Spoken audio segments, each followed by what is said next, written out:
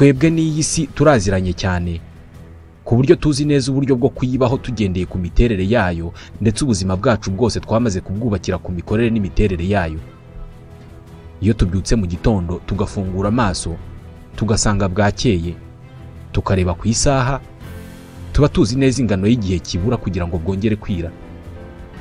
Iyi si twarayize turayimenya cyane ku buryo inshuro nyinshi tuba tunazi isaha n'umunota n'isegonda izuba riza kurasiraho n'igihe riza kurengera, ndetse tuba tuzi igihe imvura izagwira. Iyi si turayizi cyane ku buryo tuzi igihe tugomba guterera imbuto n'igihe tugomba gusarurira, bitewe n'uko tuba tuzi igihe izuba rizamara n'igihe imvura izagwira, ndetse tuba tuzi ahari umuyaga n'umuvuduko wawo. Ibi byose kubimenya byatewe n'uko iyi si ari umubumbe uteye neza, kandi ibyo ukora byose ubikora neza ku buryo ahantu henshi kuri iyi si ni ahantu heza ho kuba ku binyabuzima nk'abantu. Iyi si ntabwo igira impinduka nyinshi, n'iziyibayeho ziba ku muvuduko muto cyane, ariko n'impinduka ziba zishobora no kutugiraho ingaruka zitagira ingano.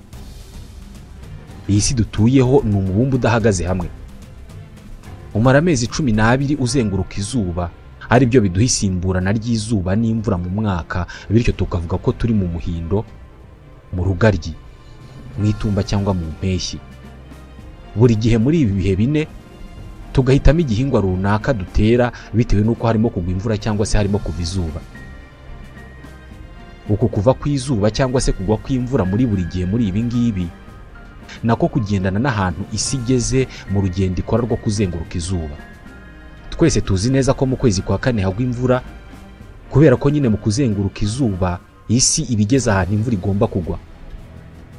Usibye uru rugendo rw'amezi 12, iyi si dutuyeho nta nubwo ihagaze hamwe, inahora mu bindi bikorwa byo kwinyeganyeza, kwizengurukaho. Kwizengurukaho ni kuriya nawe wahagarara ukajya wihindukiza wikaraga, ariko utava mu mwanya ushinzemo ibirenge ngo wimuke ubishinge ahandi. Uku kwizengurukaho niko gutuma bwira bugacya. Muri uko kwizengurukaho kw'isi igenda yerekeza buri ruhande mu cyerekezo kirimo izuba, ubwo aho ngaho hakaba ari ku manywa, mu gihe ikindi 1/2 cyayo kiba kiri aho izuba ritagera, ubwo aho ngaho bikaba ari nijoro. Mu myaka miliyari 4 na miliyoni 500 ishize nibwo imibumbe 8 izengurutse izuba irimo n'uyu wacu witwa isi yavutse. Yavutse mu ruhurirane rw'imyuka n'umukungugu byazengurukaga izuba, byagiye byihuza biza kuvamo imibumbe. Kuva iyo mibumbe yakwirema, buri umwe muri yo ubaho wizengurukaho icyarimwe ukabikora unazenguruka izuba. Uyu munsi birasa naho iyo mibumbe yose yizengurukaho ku muvuduko umwe. Uyu wacu ntabwo dushobora kuwumva no kuwubona wizengurukaho bitewe n'uko natwe tuwuriho. Iyo wizenguruka natwe tuba tujyana nawo, ndetse n'ibiwuriho byose bijyana nawo ku muvuduko umwe. Ariyo mpamvu tutabona ko turimo kugenda. Twakabimenye iyo haba hari ikintu kiri ku isi cyo kitazenguruka, nibwo twaba tubona uburyo tugenda tugicaho.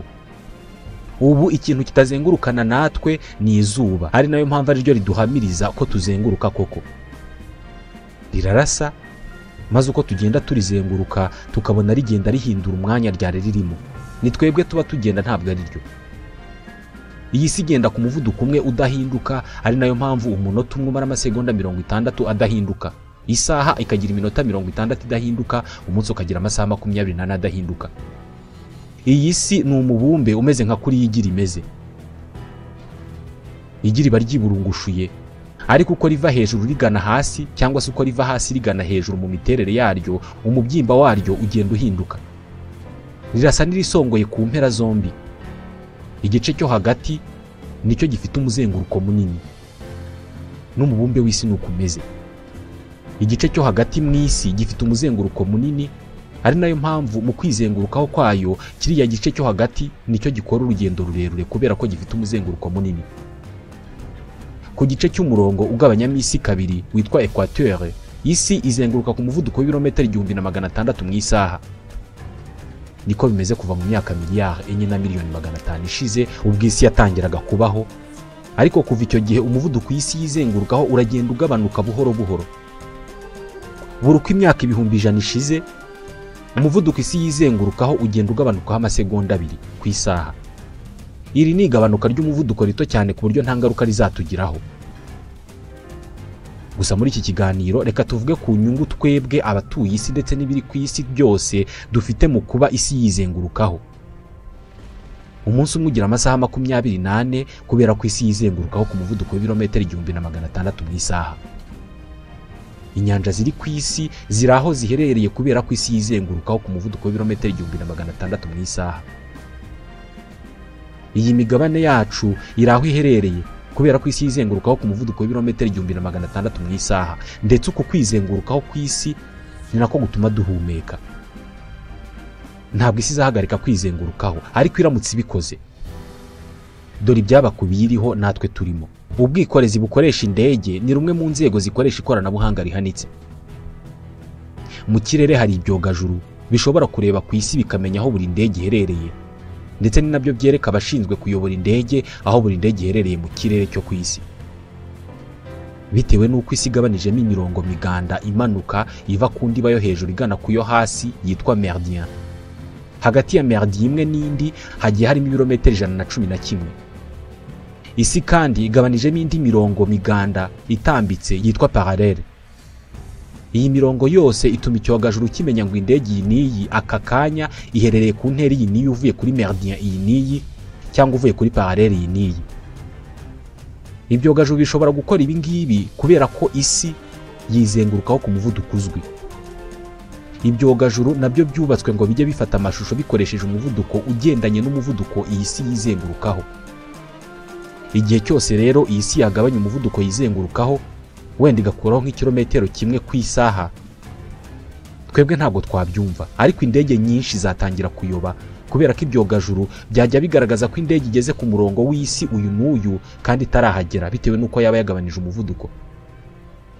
Indege nyinshi zatangira kugwa ahantu hatari ku bibuga byazo kubera ko ibyogajuru byifashishwa mu kuziyobora byajya byerekana ko indege yageze ku kibuga kandi itarahagera bitewe n'uko icyogajuru cyaba kirimo kubara kigendeye ku muvuduko usanzwe w'isi, nyamara isi yo yaba yawugabanije. Amasaha tugenderaho, iminsi ndetse n'imyaka byose bishingiye ku muvuduko isi ikoresha mu kwizengurukaho. Kuva saa 12 za mu gitondo kugera saa 12 z'umugoroba harimo amasaha 12. Mu rugendo rw'isi mu kuzenguruka izuba mu mezi 12 hari ahantu isi igera ikihengeka ikaberama. Uku kuberama kwayo guhindura ibintu byinshi kubiyiriho. Umuntu aramutse akumuritse mu isura akoresheje itoroshi maze ugasa n'uwihengeka, igice cy'umubiri wawe urumuri rwakubitagaho gihita gihinduka kubera kuri ihengetse rwa rumuri rutangira gufata ahandi hantu. Ibi rero ni nako bigendekera isi iyiberamye iri mu rugendo rwo kuzenguruka izuba. Izuba rihita ritangira kumurika aho ritari kumurika iyi isi iza kuba itaberamye cyangwa se itihengetse. Ibi biba ku gice cy'isi cy'amajyaruguru, ni ukuvuga mu Burayi. Ari nayo mpamvu inshuro imwe mu mwaka mu Burayi bagira umunsi umwe mu mwaka uba muremure kurusha indi minsi. Ni umunsi w'amanywa maremare kurenza indi minsi kubera ko mu kuzenguruka izuba isi iba yageze ahantu ikaberama, izuba rikamurika ku gice runaka cy'isi umwanya munini kurusha usanzwe. Mu bihugu bimwe by'Uburayi ku itariki ya 21 y'ukwezi kwa gatandatu haba icyitwa solstice d'été. Kuri uyu munsi amanywa mara amasaha 16 aho kuba 12. Ni ukuvuga ko niba izuba ryarashe saa 12 za mu gitondo bigera saa 4 z'ijoro hakibona n'izuba rikiva. Kuri uyu munsi izuba rimara amasaha 16, mu gihe kuri twebwe abaherereye hagati mu isi izuba rimara amasaha 12 bitewe n'uko kwakuberama ku isi twebwe ntabwo bitugiraho ingaruka. Turi hagati, ni nk'uko uramutse uhengetse igikombe kirimo amazi acagase, ayo mazi atameneka, ariko iyo igihengetse cyuzuye arameneka. Iyo hashize amezi 6, ni ukuvuga ku itariki ya 21 y'ukwezi kwa 12, noneho izuba riba rigeze aho rihengamiye ku rundi ruhande. Mu bihugu byinshi by'Uburayi bakagira umunsi ugizwe n'amanywa magufi n'ijoro rirerire, amanywa amara amasaha 9 aho kuba 12. Bivuze ko mu bihugu byinshi by'Uburayi ku itariki ya 21 y'ukwezi kwa 12 izuba iyo ryarashe saa 12 za mu gitondo rirenga saa 9 z'umugoroba ukabura nije urahumanye. Isi iramutse igabanije umuvuduko ikoresha mu kwizengurukaho, amasaha yatangira kugenda buhoro, tugatangira kubona igihe bwabaga bwije hasigaye haba ari ku manywa. Kandi ibi ngibi ntabwo byajya bisa buri munsi. Buri munsi wajya uba muremure kurusha uwawubanjirije igihe umuvuduko w'isi mu kwizengurukaho waba ugabanuka buri munsi. Iki gihe nibwo abaturage twatangira kubona ko habaye impinduka mu mikorere y'isi. Uyu mubumbe w'isi uteye nk'igi, urasa n'ubyimbye ahagana hagati kurusha ku ndiba yo hejuru n'iyo hasi. Uko kuba usa n'ubwase ahagana hagati nibyo bituma ukwizenguruka kwawo ku muvuduko udahinduka bifasha amazi yo mu nyanja n'ibiyaga kuguma aho aherereye, cyane cyane ku nyanja n'ibiyaga biri hano hagati mu isi. Isi iramutse igabanije umuvuduko yikaragagaho, ingufu zituma amazi y'inyanja aguma aho aherereye zagabanuka, maze inyanja zigatangira gutemba zerekeza ku mpera z'isi, haba ku mpera ya ruguru ndetse n'iyo hepfo. Amazi arenga metero cube miliyari imwe yahita atangira gutemba yerekeza ku mpera zombi z'isi. Iki gihe buri nyanja yo mu isi yaba ari nk'ibase cyangwa se isafuriya yuzuye amazi agatangira kumeneka kubera kuzura no gusendera. Uyu mwuka duhumeka uturuka mu gice cy'isi cyitwa atmosfere. Mu ijambo rimwe, iki ni ikirere. Ikirere cy'isi nacyo kigendana nayo ku muvuduko umwe nayo uko yizengurukaho. Ikirere cy'isi ariko nanone gikorana bya hafi n'inyanja, kubera ko inyanja zijya zikurura imyuka iri mu kirere irimo n'imibi tuba twoherejeyo. Igihe cyose isi yagabanya umuvuduko yizengurukaho, umwuka duhumeka uri mu kirere watangira kwimukana n'inyanja uko zerekeza ku mpera z'isi. Imijyi iherereye hafi y'imirongo ibiri igabanyamo isi kabiri yitwa tropike, umwe uri mu gice cyo hepfo cy'isi undi uri mu gice cyo haruguru, iyi ngiyi niyo yabanza kubura umwuka wo guhumeka. Imijyi nka Rio muri Brazil, Mumbai, Singapore, abari muri iyi mijyi bajya bahumeka nk'abari ku butumburuke bunini cyane. Umuvuduko iyi si ikoresha mu kwizengurukaho uramutse ugabanutseho ibirometero 225 ku isaha bivuye ku birometero 1600 igendaho ku isaha uyu munsi, iki gihe nibura umunsi wajya umara amasaha 28 aho kuba 28.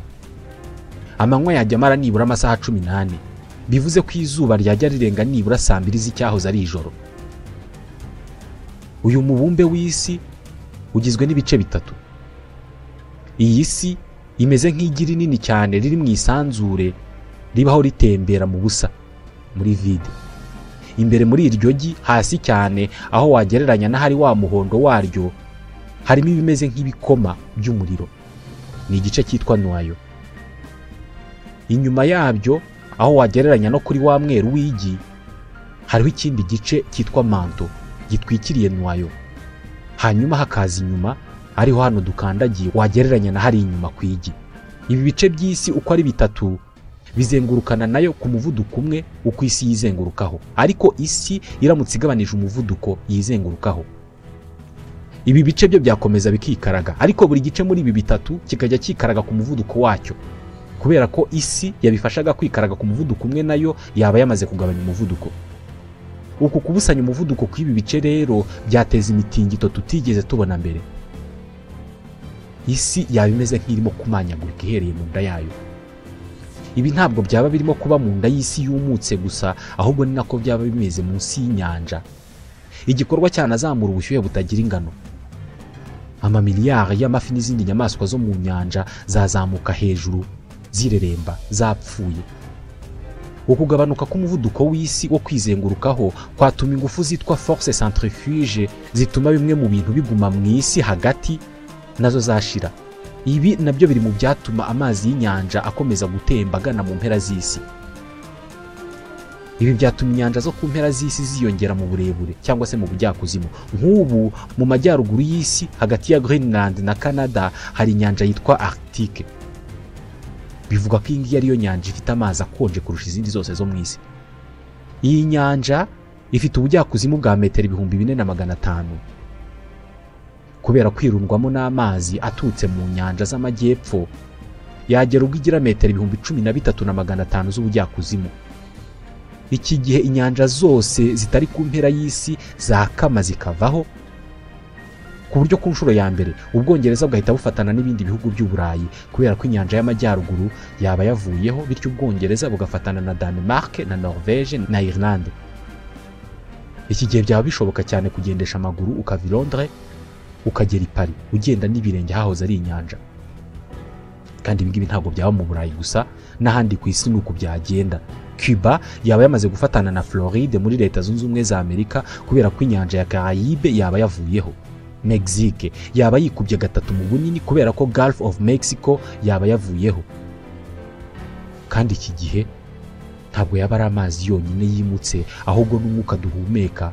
Ikirere uherereyemo cyaba kimutse bitewe n'uko umuvuduko w'isi wagiye ugabanuka. Umwuka mwiza wo guhumeka waba usigaye mu bice by'amajyaruguru y'isi nka New York, Londres cyangwa se Toronto.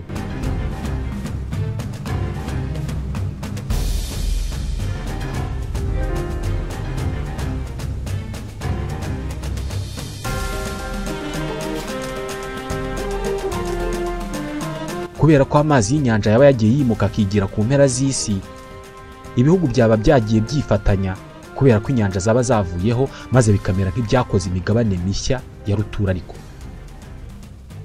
mu mezi ane yonyine icyambu cya Hong Kong n'ibindi binini cyane byaba byaramaze kumuka, bisigaye bisa naho ari umusozi. Ubwikorezi bukorerwa mu mazi ntabwo aba bukibaho. Umuvuduko isi yizengurukaho niyo wagenda ugabanukaho kilometero kimwe buri munsi, nyuma y'umwaka umwe buri munsi waba usigaye ugira amasaha 30, amasaha 15 y'amanywa n'amasaha 15 y'ijoro. Iki gihe umuvuduko w'isi waba waramaze kugabanukaho ibirometero birenga 360 ku isaha. Ibi byaba birimo gutuma isura yayo ihinduka ku muvuduko munini cyane. Uko amazi yaba yagiye yimuka ahari inyanja hahinduka imusozi, ni nako hamwe mu hahoze ari imusozi haba hagiye hahinduka inyanja, cyane cyane mu bice by'impera z'isi, mu majyaruguru no mu majyepfo. Kubera ubwinshi bw'amazi yaturutse imihanda yose ku isi, imijyi nka Londres, Berlin na Moscow yaba yamaze kuvaho, yarengewe n'amazi y'inyanja nshya ya rutura yaba yiremye. Mu gihe cy'imyaka 2 n'igice umuvuduko isi yizengurukaho ugabanukaho kilometero kimwe ku munsi, iki gihe umuvuduko w'isi waba umaze kugabanukaho ibirometero birenga 600.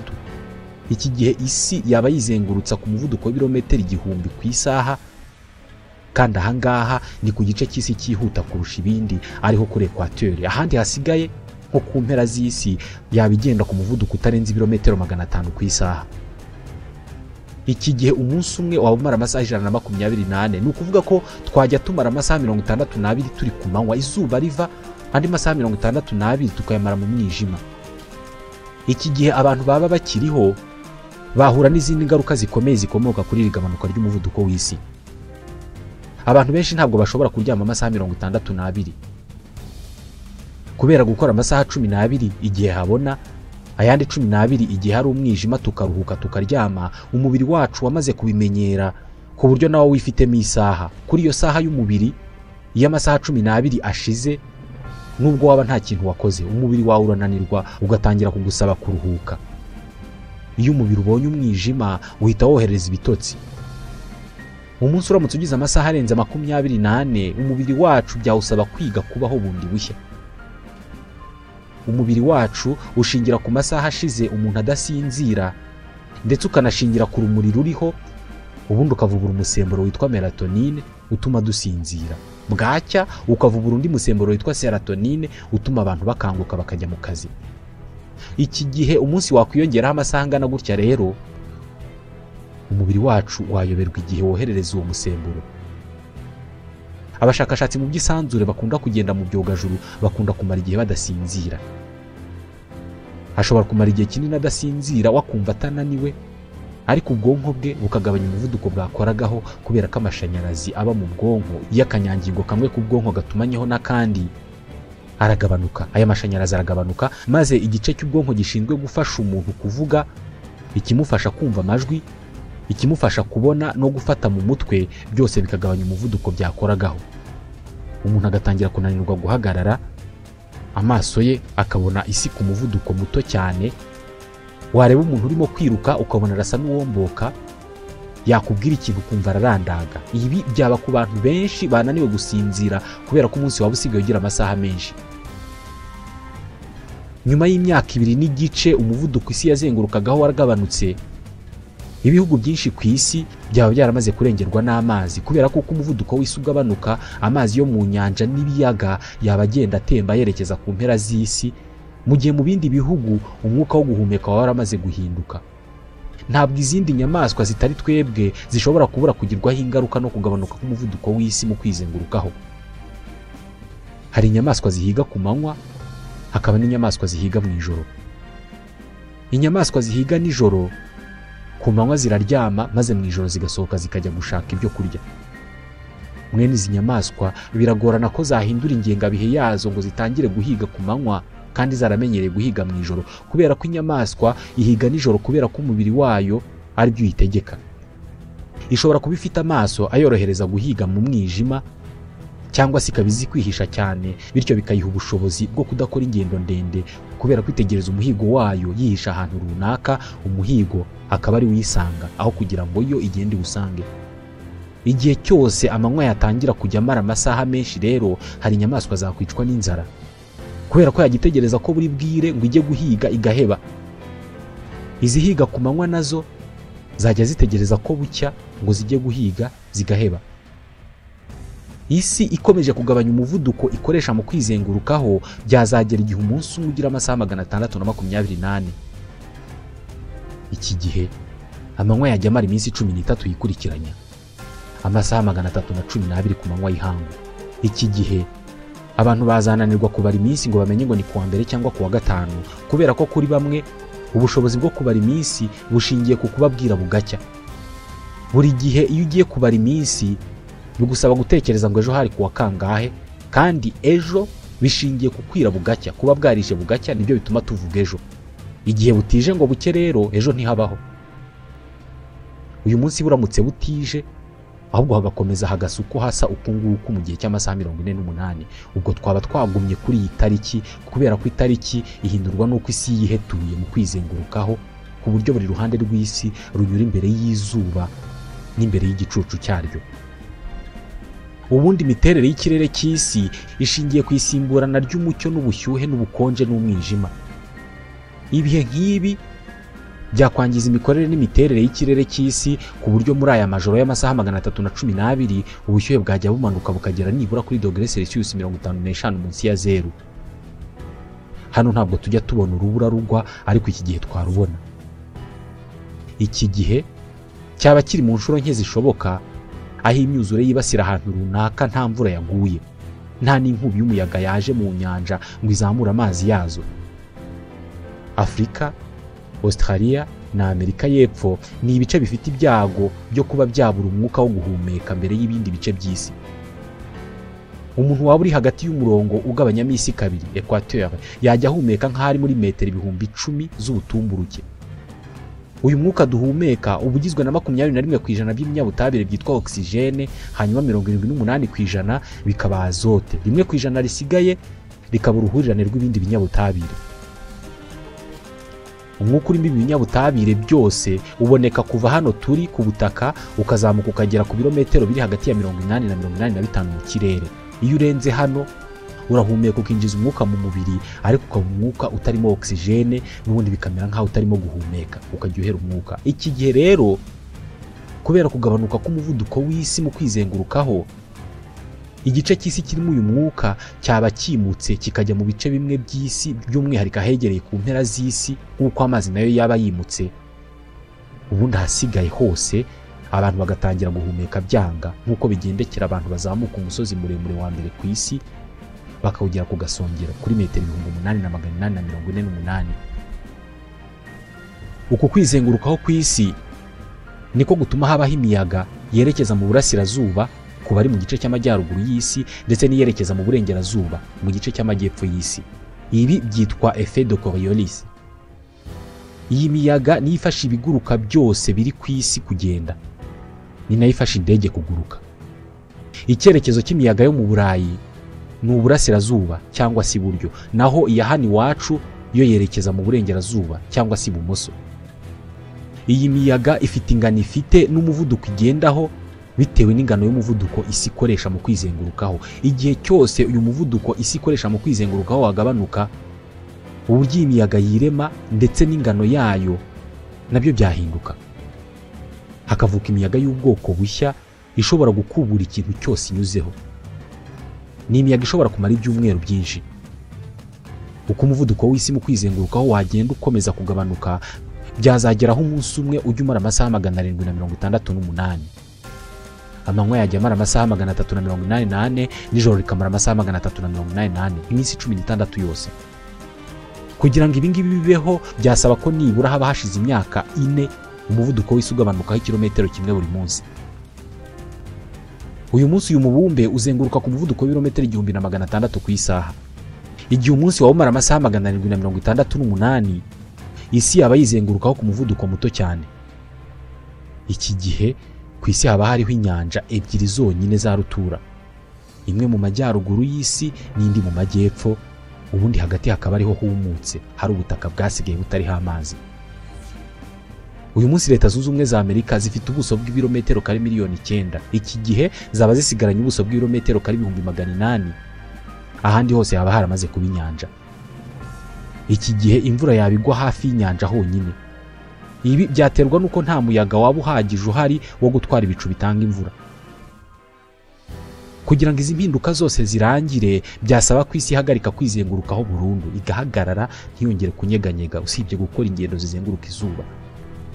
Igihe isi yaba itakizengurukaho, yaba ifite imiterere itandukanye cyane n'iyo ifite uyu munsi. Uyu munsi buri nyanja iraho iherereye kubera ko isi yizengurukaho. Icyo gihe hagati muri uyu mubumbe niho haba hari ubutaka bwumutse. Ni ukuvuga ko ubutaka bwumutse bwaba bumeze nk'umukandara munini uzengurutse isi. Igice cy'amajyaruguru y'isi cyaba ari inyanja ya rutura, ndetse n'icy'amajyepfo bikabuko. Ibice byose byegereye umurongo ugabanyamo isi kabiri byaba bitakigira umwuka wo guhumeka.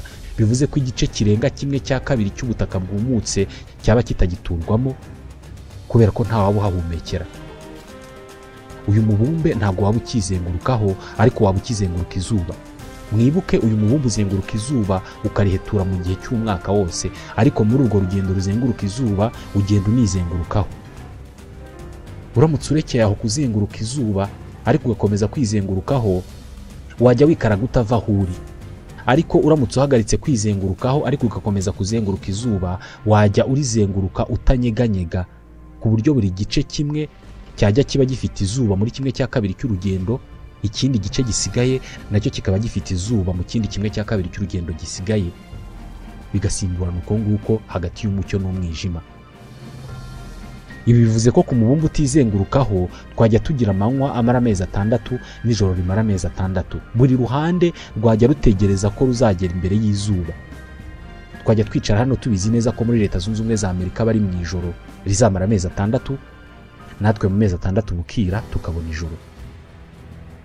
Isimburana ry'ibihe rishingiye ku ijoro n'amanywa mu gihe cy'amasaha 24 ryaba ryararangiye.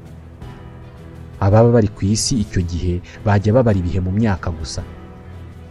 Birasa naho ibiri kuri iyi si byose bigengwa n'uburyo isi yizengurukaho n'umuvuduko ibikorana. Nk'ubu biramutse bibayeho ku isi ihagarika kwizengurukaho, ikabikora ako kanya, mu isegonda rimwe igahita ihagarika kwizengurukaho. Ku isi hari ibintu byinshi nabyo byahita bihagarara ako kanya kandi bikagira ingaruka zikomeye. Ibi byaterwa n'ibyitwa force d'inertie. Force d'inertie ni uburyo ikintu kirimo kugenda kigumana umuvuduko umwe udahinduka igihe cyose nta kindi kintu kigihagaritse. Urugero, umuntu wicaye mu modoka irimo kugenda, aba yicaye nta kibazo na kimwe afite, rimwe na rimwe atananyeganyega, ariko aba arimo kugenda ku muvuduko runaka, aba arimo kugenda ku muvuduko iyo modoka irimo kugendaho.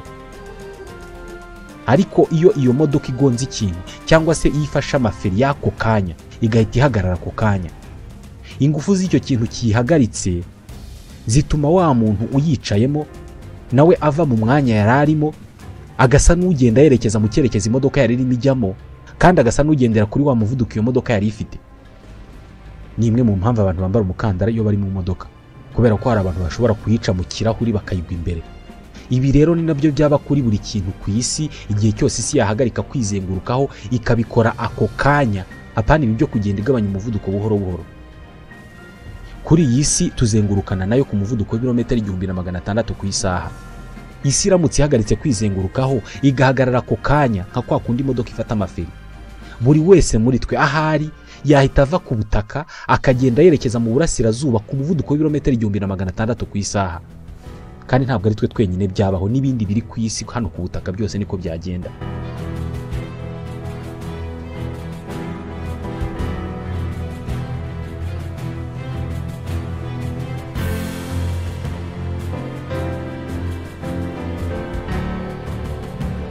Ingaruka ya kabiri yabaho isi iramutse ihagaritse kwizengurukaho kandi ikabikora ako kanya, ifitanye isano n'amazi ari hano ku isi. Isi iramutse ihagaritse kwizengurukaho, amazi yose ari ku isi yahita akora umuvumba ugenda ku birometero 1600 ku isaha ahariho hose ku isi. Amazi yose yo ku isi yava mu migezi, mu nyanja no mu biyaga ahari, yose agakora ikimeze nk'umuvumba gitumbagira mu kirere cyane kandi akerekeza mu byerekezo byose. Ingaruka ya gatatu, isi izengurutswe n'ikirere kirimo umwuka duhumeka. Iramutse ihagaritse kwikaraga ikabikora ako kanya, umwuka wose duhumeka wakomeza kwikaraga nk'uko wikaraganaga n'isi, ariko kubera ko isi yabihagaze ako kanya, uwo mwuka wakomeza kwikaraga wonyine ku muvuduko w'ibirometero 1600 ku isaha, maze ugakora umuyaga ugenda kuri uwo muvuduko. Uyu ni umuyaga ufite ingufu nyinshi ku buryo waterura ibikorwa remezo byinshi hano ku isi, ndetse hari n'ibintu wakubanya bigatanga umuriro wateza inkongi zitagira ingano.